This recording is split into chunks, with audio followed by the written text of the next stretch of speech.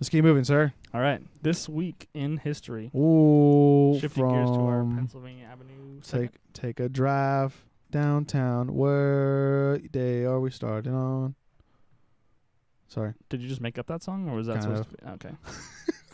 So the first day will be Thursday, November 8th, and this technically runs through Wednesday the 14th, but I didn't actually have anything for Wednesday the 14th, so it kind of ends on the 13th. But it's Thursday to Wednesday of this week coming. So let's start it off.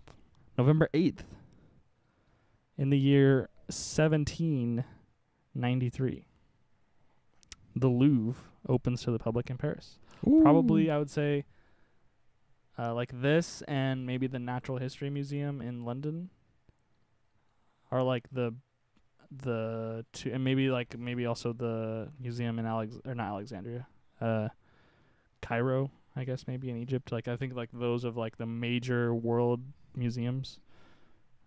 I actually got to visit the Louvre about 15 or so months ago now.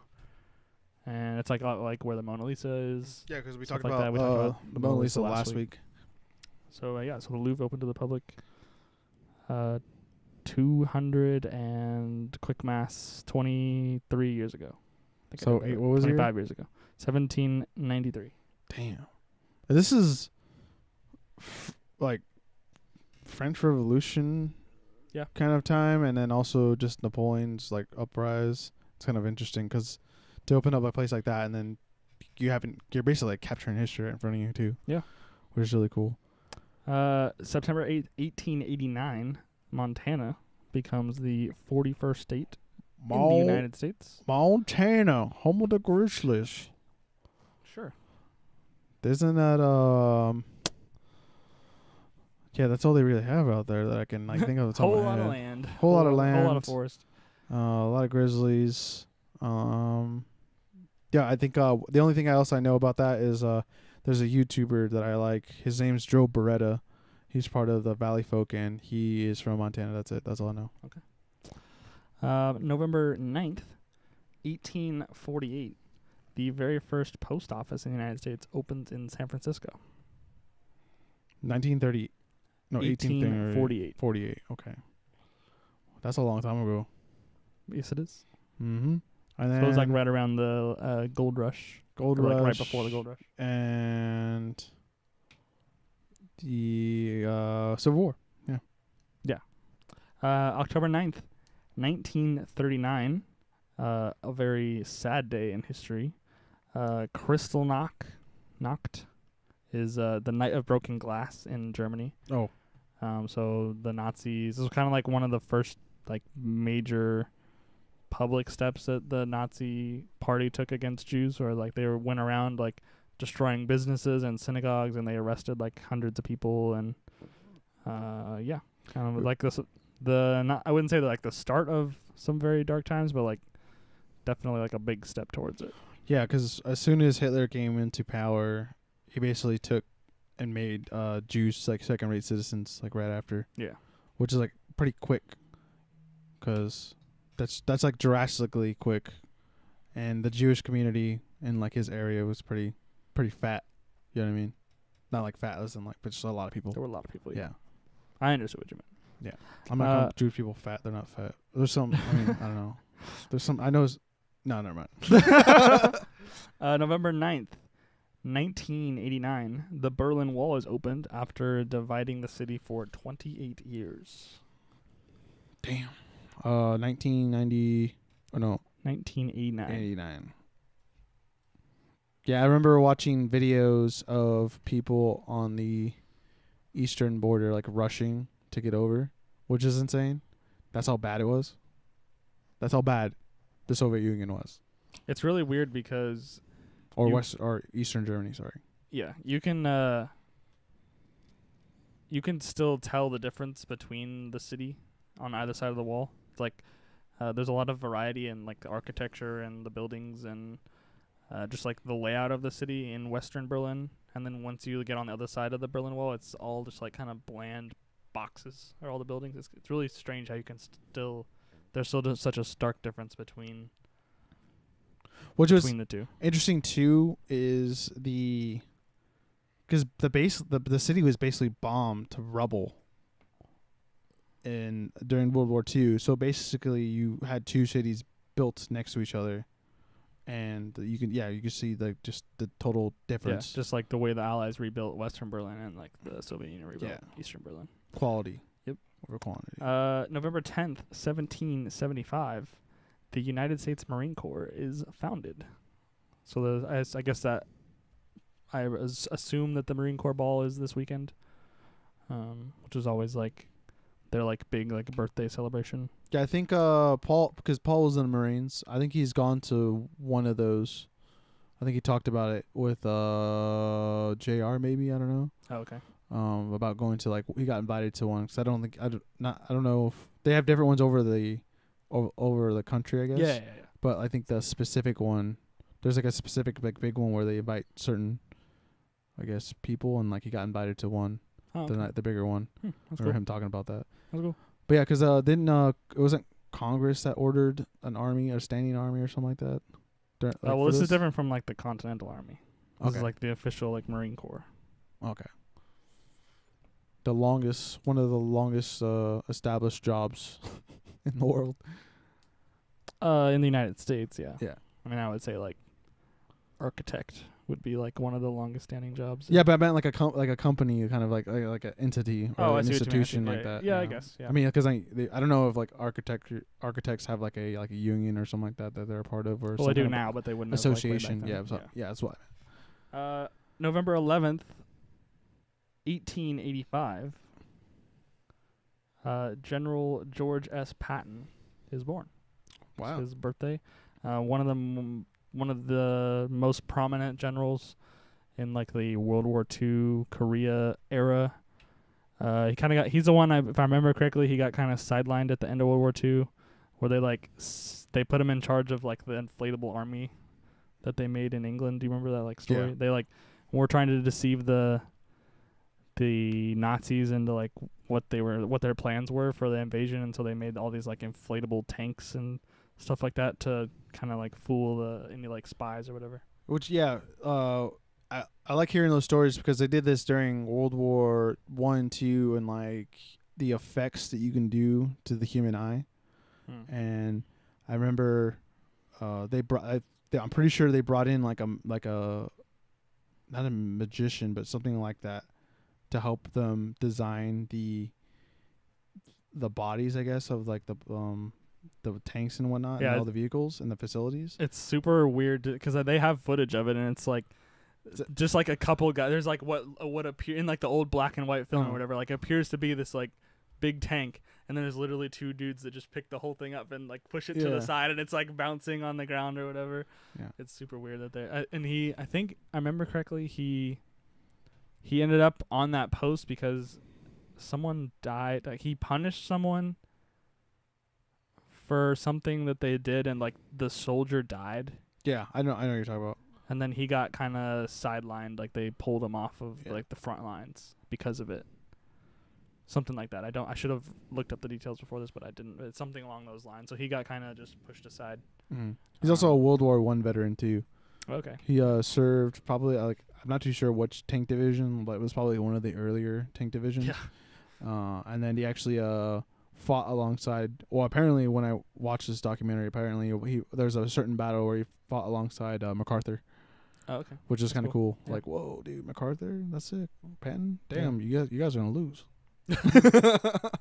November 11th, 1889, the state of Washington becomes the 42nd state. So just 3 days later,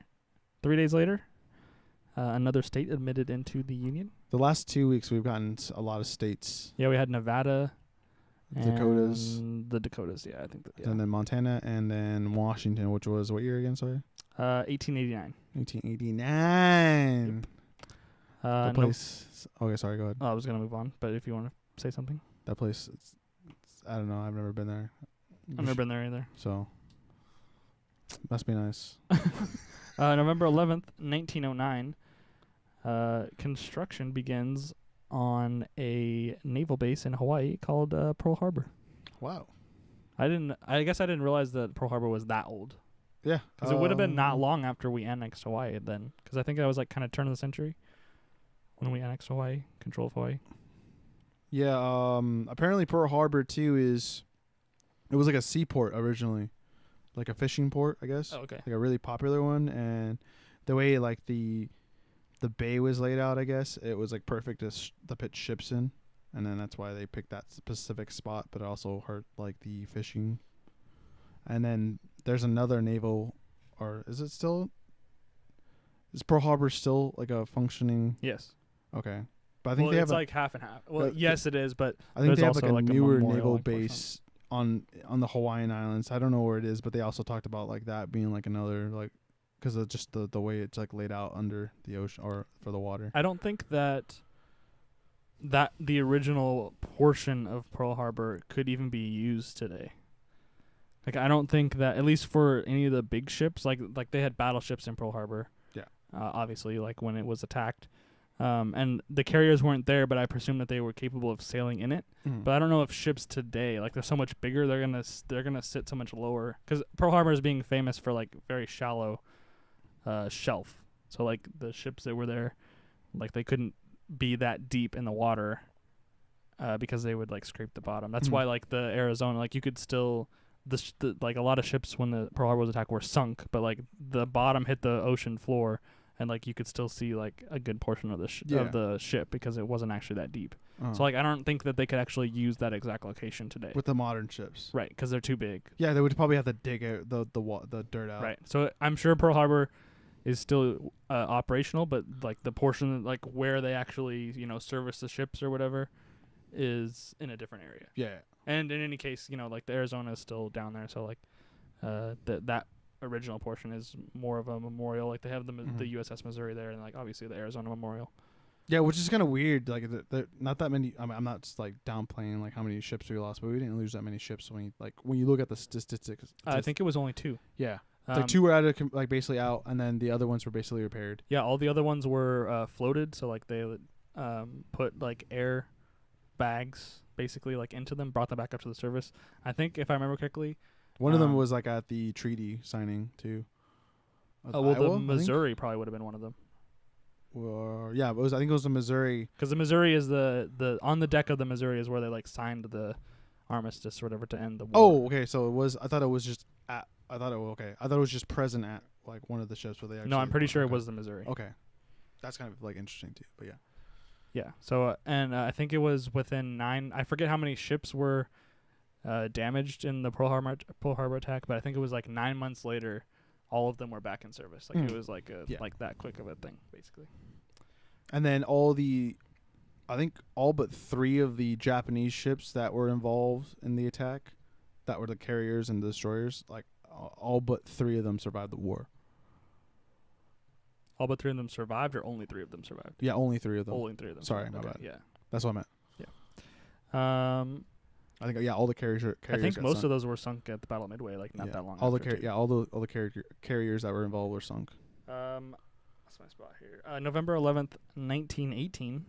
So exactly 100 years ago. Coming up on the 11th, it will be 100 years. German leaders signed the Armistice, which ends World War I. So that will be 100 years this year, anniversary of the end of World War One. I know that in the UK they just had Remembrance Day, which is like our version of Veterans Day. Yeah, their version of Veterans Day. What do they wear? They wear a poppy on like all poppy. The, like I thought there was a funny post because there was a bunch of white supremacists wearing the poppies or something like that, and like they were doing like the Heil Hitler like thing, and I was just like, I don't know what you guys are doing. Like, I don't think you should be wearing the poppy, the poppy flower.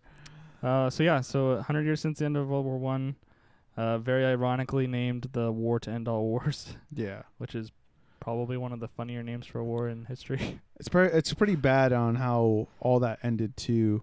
I think the last soldier that died in that war was Canadian, and he kind of unnecessarily died, or there's a lot of like last minute kind of line grabs just to kind of give generals or lieutenants like kind of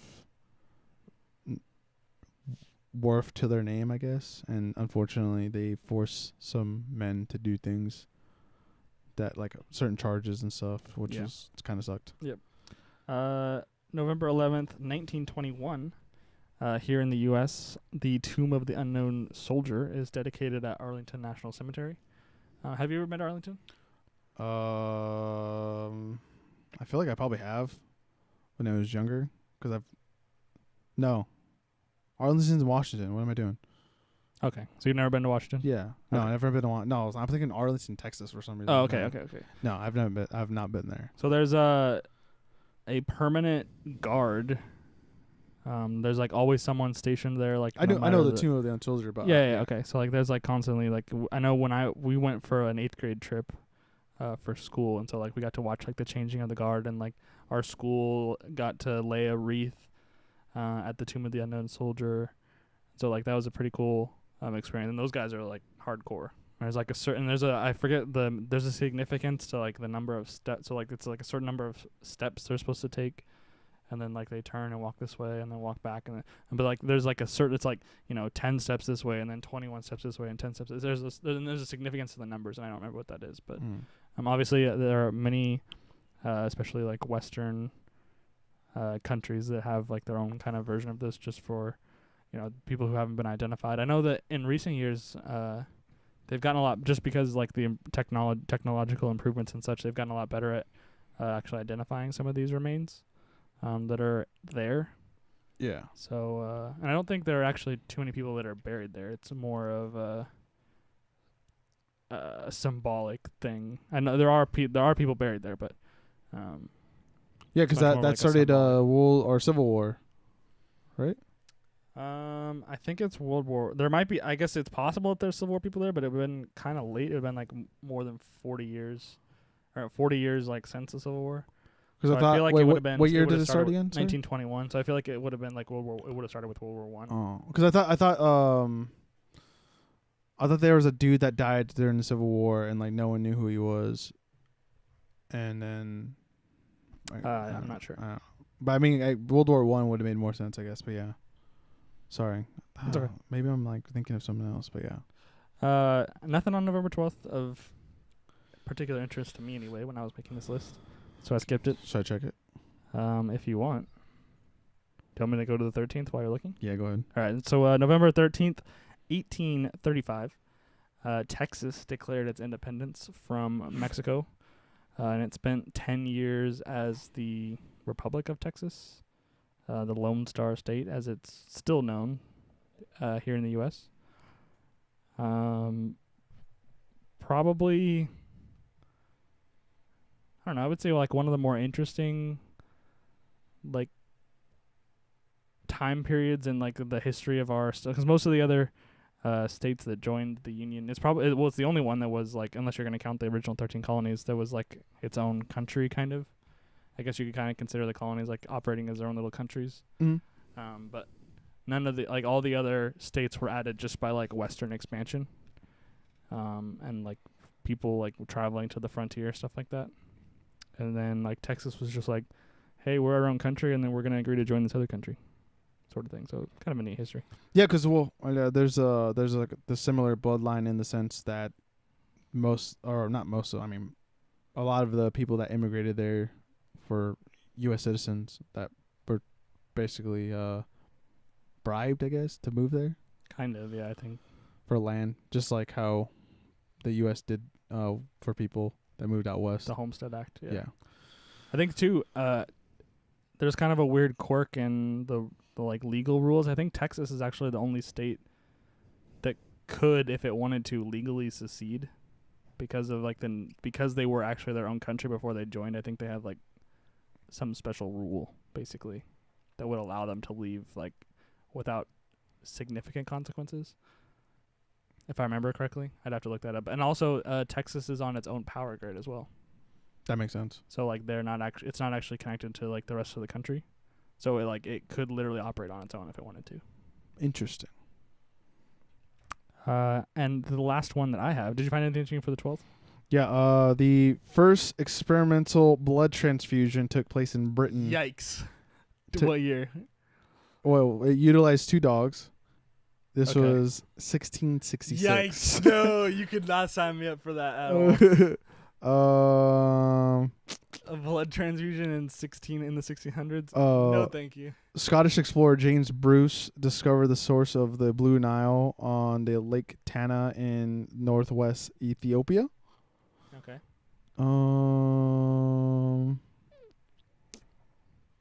First paying passengers travel on the new rail service through the Channel Tunnel linking England and France.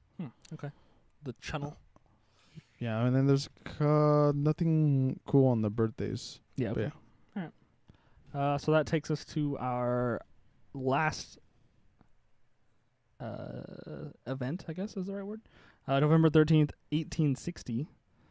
South Carolina holds a special convention in the year 1860, which happens to be before the Civil War. And they hold a special convention to discuss seceding from the Union. South Carolina was obviously the first state to do so. That kind of kick-started the Civil War, really. Mm-hmm. So they started to get together, and there was, some murmurs of secession. It definitely wasn't the first meeting of this kind of